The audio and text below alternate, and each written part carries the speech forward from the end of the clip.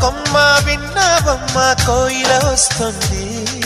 విన్నానమ్మ తీయని వేణువు రమ్మను పిలుపులని. నాటు దుత్తి దుక్కుతాన దుత్తి తాకు తాకుతాన నాటు దుత్తి